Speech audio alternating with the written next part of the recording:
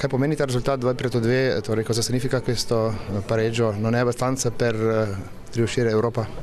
Ma diciamo che è un pareggio giocato con grande intensità, le abbiamo provate tutte per vincerle, abbiamo giocato alla fine con 5 attaccanti, però non è servito questo. Però siamo solo all'inizio e la squadra è in salute, sicuramente può solo migliorare. Come si sono inseriti i nuovi arrivi?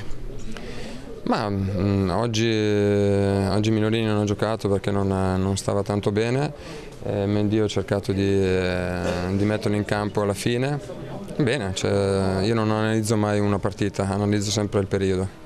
E Galesic? Gale molto bene, sta cercando di trovare gli automatismi che gli permetterà sicuramente di fare la differenza, ma come in tutte le cose ci vuole il tempo necessario per portare a casa un concetto di gioco importante. Torej rezultat, ki vas verjetno ne zadovoljuje povsem?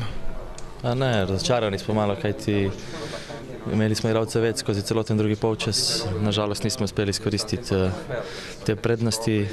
Glave so potrte, ampak kaj ćemo, treba čim prej se sprijazniti za naš rezultatom in strmeti naslednji tekmi.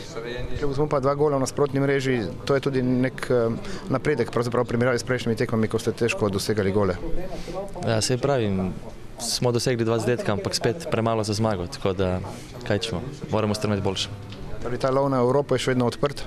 Seveda da je odprt, mi se ne bomo prodali do zadnjega kola, tako da kaj ćemo, napovedujem lahko samo pošteno in fair igro do konca, tako da bomo videli, kaj se bo zgodilo. Je pa velik plus, da ste se vrnili v igro, podobno kot v Domžalah? Ja, nekako se nam dogaja to, da moramo najprej dobiti gol, da potem začnemo nekako igrati.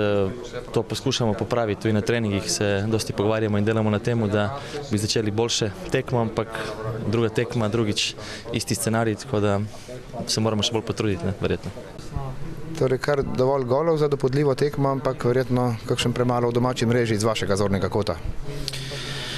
Sigurno, mislim, da na koncu moramo biti zadovoljni rezultatom, čeprav smo v prvem polčasu povedli, imeli kontrolo nad igro, imeli smo jasen cilj, da hočemo tekmo v Kopru dobiti, ampak vidite sami, kako je v nogometu. 1 minuta spremeni vso situacijo na terenu, rdeč karton, dobiš v isti minuti gol. Sreča, da je bila pauza, da smo se lahko med polčasu dogovorili, kako naprej. Šli smo ven z namenom, da damo drugi gol, kar nam je uspelo, ampak smo ga tudi dobili in na koncu je ta točka, jo isto tretiram kot zmago. Torej, v skrajnem primeru po izključenem igralcu je bil vaš na nek način osnovni cilj ostati neporažen?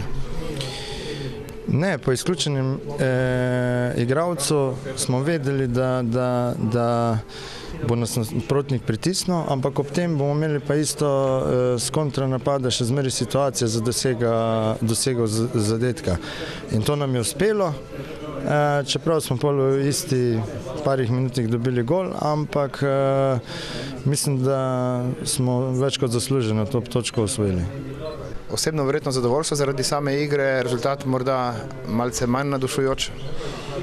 Moram reči, da smo z rezultatom tudi zadovoljni, kajti Koper ima zelo dobro igro, dobro ekipo in če zasežeš z igralcem manj, tole točko moramo biti zadovoljni. Tako kot z igro, z vseh mojih soigralcev, dobro smo se potrudili za to piko. Kar nekaj dobrih prodorov, morda tisti v končnici tekme, ki je obetal precej več, ni bil pravilno dokončan? Seveda, z igralcem manj smo bili primorani se potegniti malo nazaj, igrati drugo taktiko, izbrati drugo taktiko.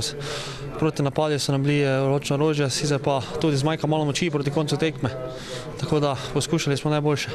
Če bo samo 4 točke po prvih 2 krogih, dober izkupiček? Seveda. Moramo povedati, da moramo iti korak po korak, tekmo po tekmo in vedno moramo iti više.